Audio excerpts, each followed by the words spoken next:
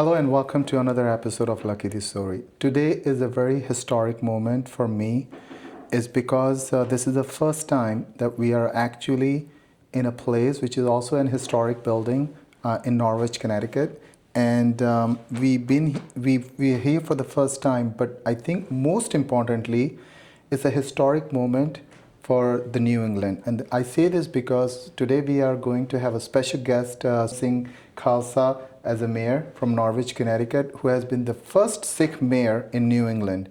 And not to mention, there are only 10 Sikh families in Norwich, Connecticut. Today, in this episode, we will talk about his journey from where he started and how he made to this mayor's office. But most importantly, we will see what is his plan for the future? What is his plan for America? What is the plan for state of Connecticut? What is the plan for Norwich, Connecticut? Welcome to our episode. Thank you very much. My pleasure. I have to tell you this. I was planning to, I usually have my guest in my studio, but when I searched Norwich, Connecticut's office and this town city hall, I was actually intrigued by the building. So can you share a little bit about this building and the historic building, what it is? And I know it's been there for since 1800, right? Yes, so definitely I'll tell you, first thing I did when I became mayor was, I was like, I'll be spending a lot of time in Norwich City Hall. So I created a whole brochure for it, that it was created in 1873. It's one of the National Historic Building, which is also on the National Historic Registry. And that one happened in 1983. So since then, this is one of the 200 iconic buildings of America. And I have pleasure to come here every single day. And serve the community. And serve the community. You know, and I'm going to take this for my kids because my 16 and 14-year-old would love to read about this. Let's start with your journey. As I understand, you came in the United States in 2007. Yes. And you came as a student. Yes. And from there on, it's been almost, I would say, 22 years, right? Mm-hmm. Or a little less than that, around that time frame. I think, let me know if it makes sense or not, but when I look at you, I feel like when people say the American dream is shying away, that's not true. Because American dream is alive when I look at you. The way you are an inspiration, not just to the community that you belong to, but also from the faith that you belong to. And, can you walk me through your journey? Because as I understand, I did some research on your background. Your forefathers from India, they were always in the community service. So this is obviously in your blood. Definitely. So my original roots are, of course, from Punjab. And my great-grandfather was in Pakistan side of Punjab. And then my family moved in 1947 to Indian side of Punjab. And that is only for our viewers so that they know. So when he's speaking about 47, in 1947, when Britishers left India and Pakistan became a different nation, and the people, there was a time window where people were allowed to come either side of the country that they wanted. Punjab was divided in 1947. That was a very unfortunate part. Yep, and over 1 million displacement happened during that time. So our family was one of that family who came to Indian side of Punjab because Punjab was promised autonomy at that time. Right.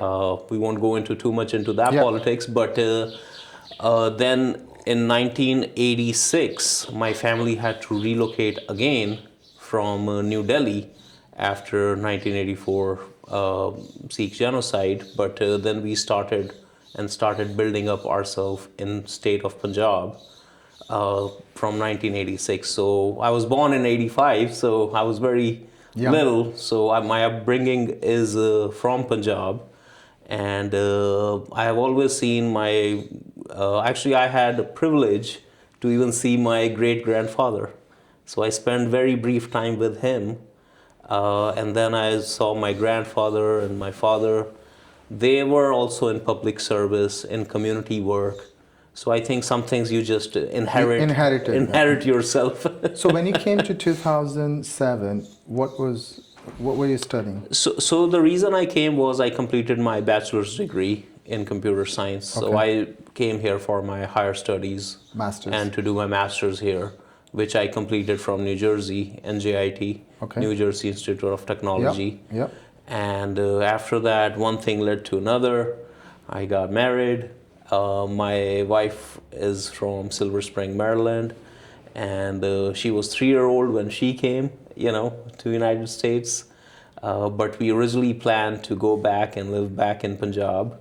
Oh, you went after back? marriage, yeah. So wait, so you finished your master's, then you found your soulmate, you got married, and then you went back. We went back.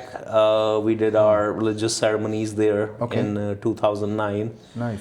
And it's just, I think there is a lot of freedom here that you get used to it, which you feel a little suffocation sometime in other governmental structures. And a lot of time I feel like, a lot of people who live in America and born here, sometimes they don't even understand. Yeah, they take it for granted that the freedom Yes. that they have.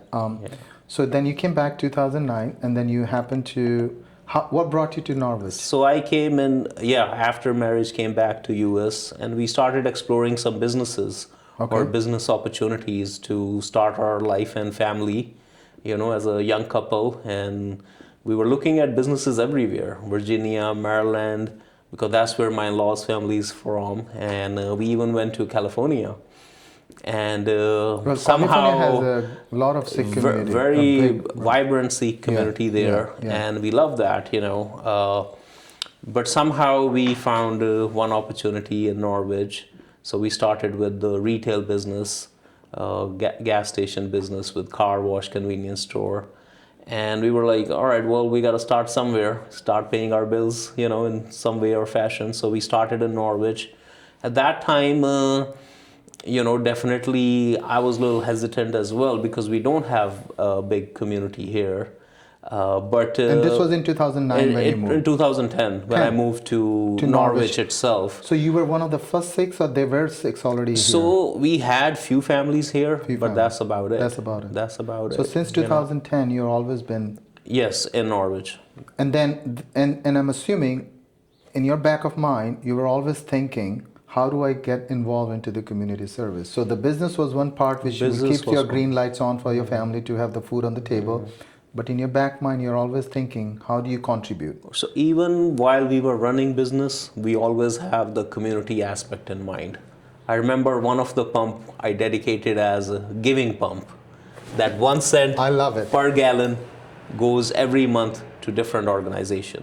Wow. So, and I hope new folks are also And this is keeping still up with the case? that. Do you still own the business? Or? No, I sold it 3 years ago. Okay. Because I also started in 2014 my construction business. Okay. So I started flipping houses, then I started building new houses, subdivisions. You still Yeah, do? so I'm still doing that. Okay. I'm a small developer myself. So when I see a lot of things, I have a different vision what could have happened there. I don't see something as blighted property. What I see is what it could be transformed into. And that has actually helped me to even put city forward into, get taken care of some of the things in the city as well. But so I'm gonna keep doing what I love to do, construction. Retail, I sold it 3 years ago, maybe 4. But it was good experience because that was the time I actually had a lot of interaction with the community. While you are serving as a manager or a cashier, you run into people and you try to explain sometimes things and even do problem solving for them. And I think that was a ice breaking for me with the community, that I got opportunity to have one-to-one interactions with them. Okay. But one thing led to another. Then I got into different civic groups, local organization, interfaith community.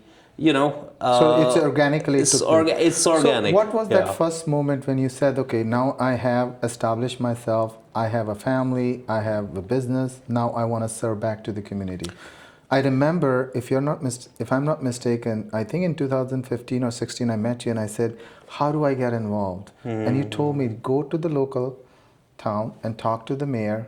Believe it or not, I did that, and whatever capacity I'm supporting the community right now, it's because of you. So it's not only you who are doing yourself a favor to do the community service, but you're also inspiring others to also do that. So that's a very good thing.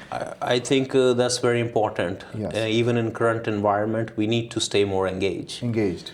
That will be the key, and that also helps us to learn how system works and what's feasible, what is not feasible, and what are the complexities behind the decision making that our council members or mayors are making. So we have better understanding as well.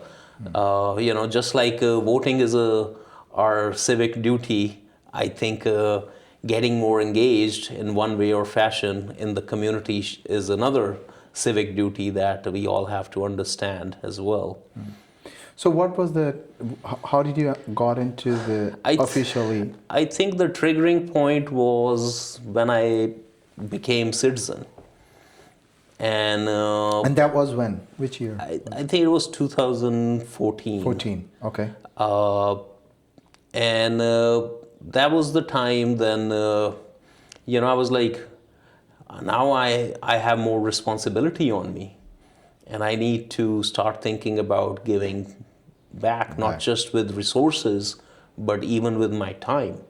And in Sikhism, as you know, we have concept called daswand, which means 10% of your earning or time, you donate it for the good cause.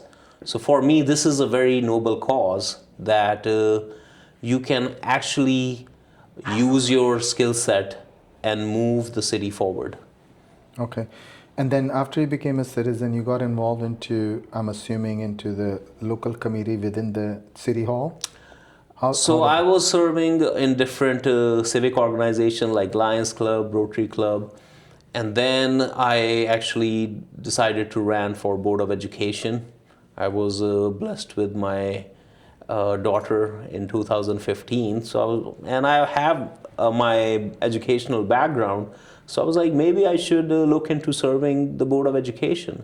So I ran for it, and luckily I win, and I win with huge margin.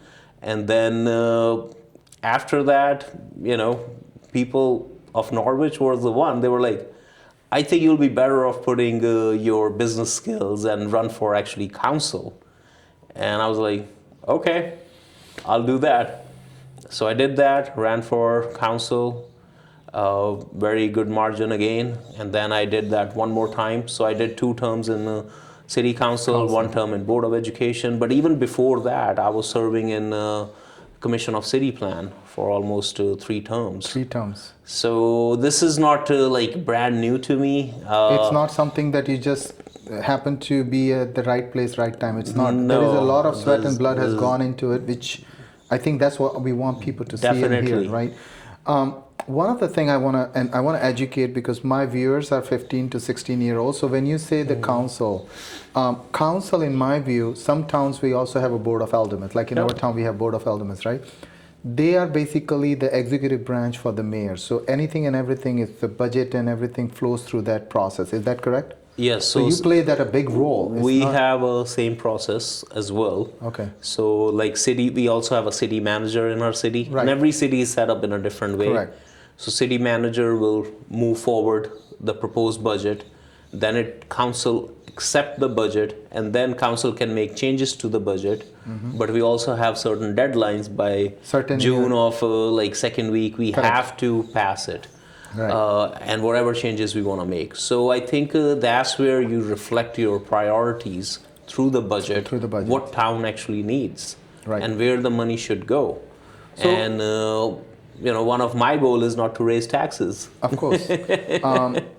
So it's right to say that it's a precursor to being a mayor, in a way, certain way. Would you say that would be the ideal way to put it? So in Norwich, the way it is designed is mayor is actually in charge of economic development and coordinating economic development. That's the primary responsibility. But they treat it as part-time, but it's not part-time. It's not part-time, okay. But on the council floor, I also have 1 vote, just like other 6 council member. I see. So we work collectively as 7 votes decide what moves forward, what doesn't move forward.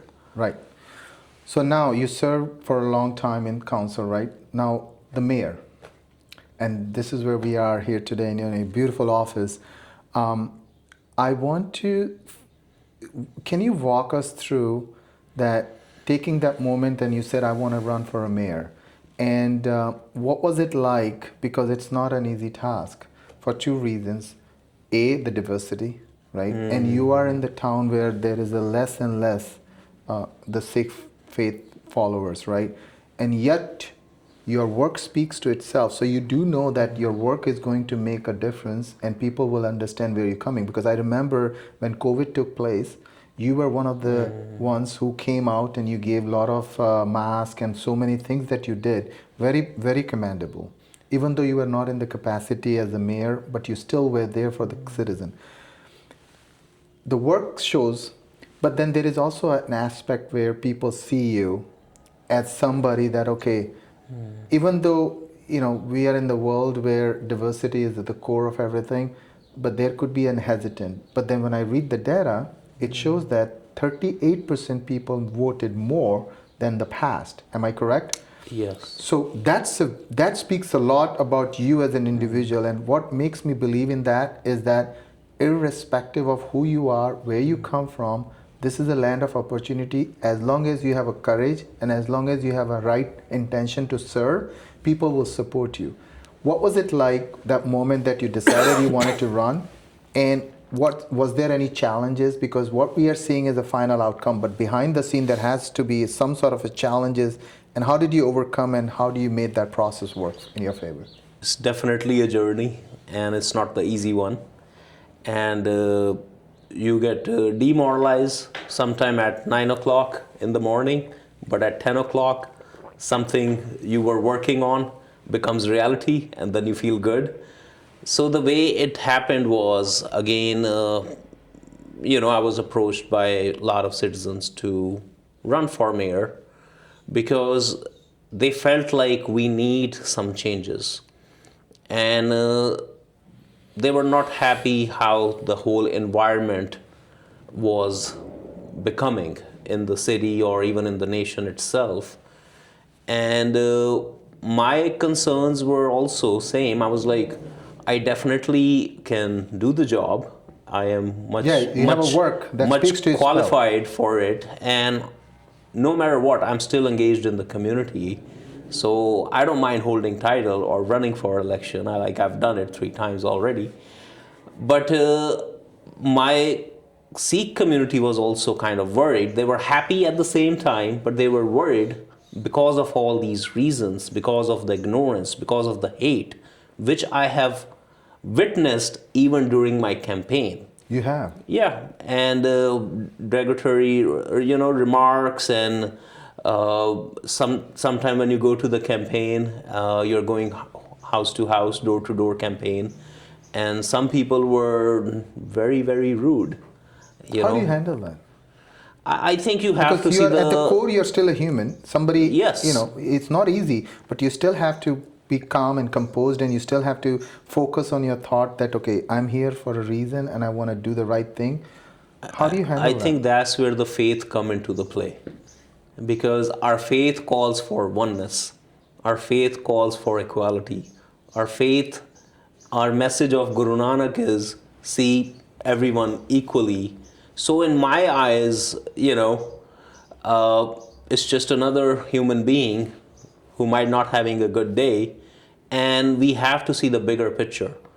We are doing this work or coming to this public service to achieve lot bigger things for the community. Yeah. And maybe few people are not ready for that change, but then you see a lot of people who came out when I made announcement, and I didn't even invited them. They came in, they were happy. They were happy. They were happy that somebody showed the courage in the current environment when everything is going against immigrants, everything, the whole narrative that is building up in the nation is very much hateful to some extent. And then somebody from the community, from the immigrant background, who is very visible, made this decision to run for this position. So that gave me a lot of strength as well, that we are not doing it for that 1 or 2% people who are negative about things, but we also have 98% people who are very Positive about it. I want to go back and I want to refer to a point where you mentioned Guru Nanak Dev Ji. For our viewers, those who don't know, Guru Nanak Dev Ji is he's the founder of Sikhism. He's the first Guru out of the 10th who actually started the Sikhism. And that's a faith we both follow, actually. So thankful. Now, obviously, you made it, and it was a great victory, not just for you as a mayor, for the Norwich, but for the Sikh community, for the nation, for America, so to speak. Because this is a victory of not one person. This is a victory about people who don't believe that American dream is there. It's still there. I strongly believe. When I heard that news, I was so happy and proud. Now here you are a mayor. You come in. What was it like the first day in the office? First day, I was like, oh my God, there's no system. There is no system? There's nothing. So we were writing the manual as we were flying this plane. And first of all, we set up office very nicely. Oh, this is a newly set up? Yeah, because... This is very beautiful. I mean, it's an amazing... Because if I have to spend a lot of time here, I need to create the environment that is positive, that I can get some guidance while I'm doing decision making, and somebody that gives me energy to do more things for the community. So we set up our office, I hired my executive assistant, and then we started making a game plan, what we need. So first thing we did was we created a mayor's dashboard on the city website. It wasn't there before. It wasn't there before. So what does that do? So through mayor's dashboard, anybody can make requests for meeting. Anybody can invite mayor to the event. Anybody can make request for proclamation, request for any certificate of recognition. We also started a monthly newsletter, which was never before. So now people are signing up for newsletter. We created QR codes for that. So nice. Just to bring this community to 21st century and allow me to have better communication with my constituents, and they have access to actually the mayor's office. Also, because our community is very diverse, so I'm very lucky that my assistant is bilingual. She can help people in English, but also in Spanish. We fix our website for the city, and now our city website works in over 100 languages. We created a cultural calendar, which is also on the mayor's dashboard, that acknowledge 53 different cultural days. We made sure different flag raising can happen outside City Hall. 2 days ago, we did a very beautiful ceremony with one of the city in Togo, Bazaar 4. Togo is in West Africa.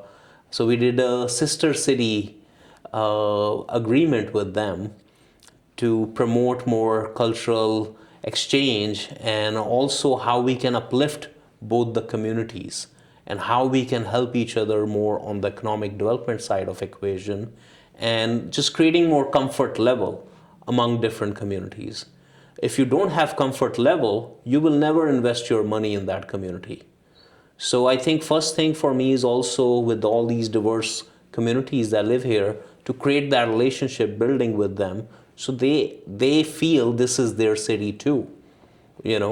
Like I have that feeling, they need to have that feeling. So you think the communication was a lack from the very first day you came in? Yep. So also we are building much better systems within the department itself. So we have better communication with each other. Now if any business come in, first I take the meeting with them, then I direct them in the right direction. Then our whole team try to understand what they're trying to do and how they can establish that, because having an idea is one thing, but having that realistic approach is another. So part of the thing that we do in our offices, we screen a lot of businesses that want to come here, and how we can put them in the right direction or find them good funding sources so they can not just come here, they actually thrive, You know, when I was driving today through the downtown, it's a very beautiful downtown. But what I noticed as an outsider, because this is my second time visiting in last 25 years, um, everything is pretty much dead in a sense that, you know, some of the buildings are quiet and dead, and most of them are the mills. Now, I'm assuming you may have a plan for that. How do you tackle, like, how do you approach, do you, people coming to you for a business, but then there is also that you also have to go and knock the doors to the business friendly people that, you know, we are welcoming you.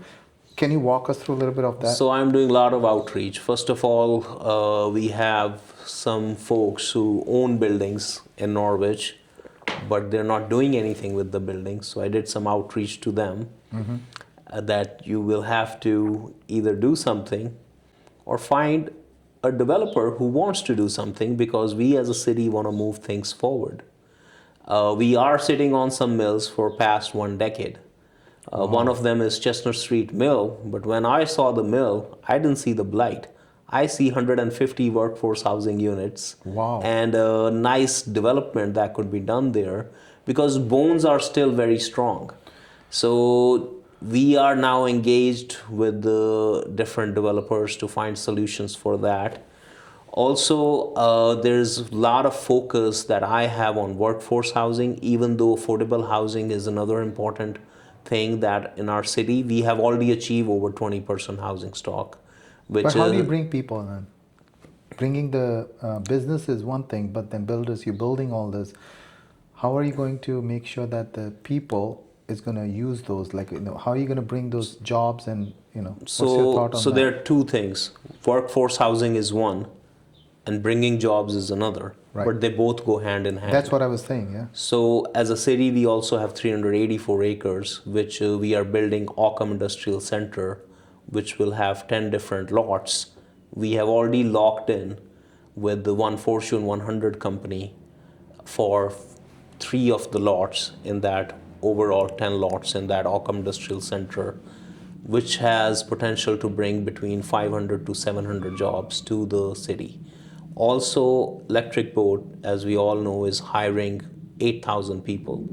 So that will generate a lot of demand for workforce housing. So when we talk to developers, we make them understand so they know people are coming. We better build fast now, because there is demand that is generating. Also, when it comes to affordability, it's demand and supply issue as well. Like, we don't have enough housing. That's why the existing housing stock, even though it might be not in the finest condition, people are paying a lot of rent. So if we generate more housing stock, we can actually help people to live in better condition. Other thing is, it will lead us to that affordability for housing as well, because almost 50% of the income goes towards the housing cause, and I think the appropriate balance is 30% should go towards housing. And with what you said, this is amazing and very promising, because there is a window, right? You have 2 years term? It's a 4-year term. 4-year term, okay. Yeah. Because in our Shelton, we have a 2 years, okay. which gives you a little window. Do you foresee that in this 4 years you may be able to achieve this target, or do you think there is a stretch that it's an ongoing thing? We're already achieving. You are? We are. We are pumping $7 million on Howard T. Brown Park, where we're going to build new splash pad and ice rink, and that's right next to downtown with walkability to downtown. So that is the amenity we are creating. We recently achieved $4.2 million for Jubilee Park, which sits in downtown, with 2.4 for repurposing Fairhaven building into 21 housing units. So everything is going hand in hand. We are creating those pocket parks which will serve as amenity. So you're not just paying for the apartment, you're paying for the whole experience. And people are started moving into downtown now. 17 units were recently done on Reed and Hughes building, which is all rented. 42 has been rented on Main Street. We have a developer who is doing 8 units in downtown as well. And then there's 58 units going on 101 Water Street. So we are encouraging people, and they are moving to downtown. More people move to downtown. What it's going to do is create the market for the businesses to survive, and not just survive, to even thrive. So we are creating that clientele that is needed in downtown for the businesses, simultaneously working on creating those amenities for the people so they have good urban living experience in our downtown. And So all that the, is one. The other thing is we have Panima Mill project, which they are ready with almost 140 units. So housing, we are focusing on housing. That is very important. We are trying to be partners with the state on that because state has a lot of focus in housing. But at the same time, creating jobs for average American people is very important cause, as we are losing a lot of resources from federal government and a lot of help is going away. So we need to make sure people can get job and they're less dependent upon those federal resources, which have been cut down, drastically. So I think this is our approach, and even if you connected with the Sikh mindset, like we have three pillars of Sikhism: Kirt karo, which means work for your living; Naam japo, which is meditate; third one is Vand chako, share with others. And I think why Kirt karo is the first, which means why working is important, because it is very important for our soul that we are doing something purposeful. So creating those job opportunities is very important. and thank you for that insight to the economic side. When you mentioned about the funding, you had a support. I'm assuming I was following some of your tracks from the Facebook and Instagram. You have a good relationship with the state as well as the federal. Can you throw some light on that? How do you think that will benefit and will bring things in the state of Connecticut in Norwich? So one of the thing is, of course, relationship building, but the second most important thing is having that mindset of collaboration. And the third important thing is, if they don't know what our needs are, they just don't know. So somebody will have to show up. Like in my past 4 months, I've made 4 visits to Hartford. I've met with the different commissioners one to one. So I am making sure they understand our needs. I made 2 trips to Washington, D.C., met all my federal leaders. So they understand if somebody's driving from Norwich to Washington, D.C., and he wants us to advocate for certain grants that the city has applied, that they are very serious about it.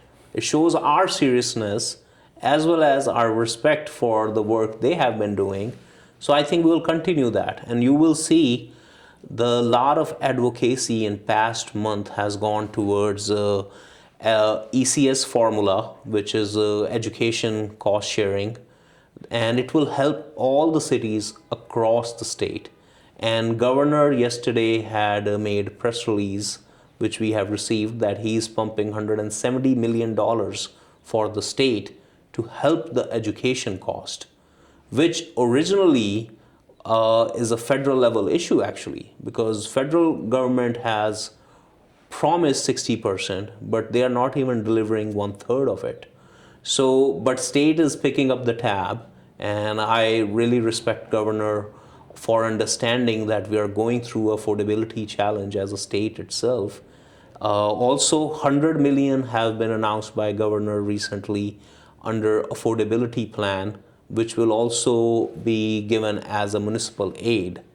So we don't have to raise taxes, because at the end of the day, the major revenue for the city side is taxing the taxpayers, right? So we are heavily dependent upon state and federal government, and I want to make sure they understand Norwich needs things. And we work very closely with our state delegation as well, Senator Austin. She is, very vocal on the issues, and we keep very close, tight touch with our other state delegation as well. So they are also aware of what Norwich needs are and what path and what visions we have for the growth of a city. And I'll tell you, whatever we are doing in Norwich is not just for Norwich. It's gonna help whole Eastern Connecticut region. The workforce housing projects we are working on, everybody will be reaping fruits of that. Ockham Industrial Center, that has potential to bring up to 2,000 jobs. That will energize the whole Eastern Connecticut. So of course we are taking lead on it, but it will help the whole environment and the whole region itself. Dodge Stadium, another asset that city has, which has not been performing well from past these many years. That was another outreach I did to make sure Dodge Stadium is back on its feet, and it's actually helping the tourism of Eastern Connecticut. And we might broke that news tonight. I wish you the best. Yeah, thank you. You know, I would love to chat here, but the time is the constraint here. If you have one message that you would like to share from this office to anyone who's listening, what would that be? I will just say this is not time to shy away. This is time to shine. And I think our struggle brings us together as well. So we should make sure we communicate with each other and stay involved in our community. I think that's very important. That's the first step to understand how the system works. Thank you so much. Thank you very much. I truly appreciate you giving this opportunity and bringing us to this beautiful building and to this beautiful office. I wish you all the very best for all the future endeavors, and I hope that this American dream continues to shine and you inspire others. And I hope that people can learn from you as to how you can do the community service and how you can be a part of the people. Thank you very much, and don't forget to sign up on our mayor's newsletter. I am going to do that, and I'm also going to take this for my son, if that's okay. There we go. And one last thing before I go, it's lunchtime, and I know it's a beautiful downtown. What's a good place to eat? Oh my God, we have many beautiful places Vegetarian. here. So you can definitely go to Royal Punjabi if you like. Okay. You can go to La Stella if you like Italian. Okay. We also have a Mexican restaurant here as well. All right. And there is also a Thai place close What's your by. favorite? I like Thai food. Thai food? Yeah. That's what is happening. But La Stella is right across the street. Okay. So I give my business to everyone. Thank you very much. Thank you. Truly appreciate, and God bless you. Thank you.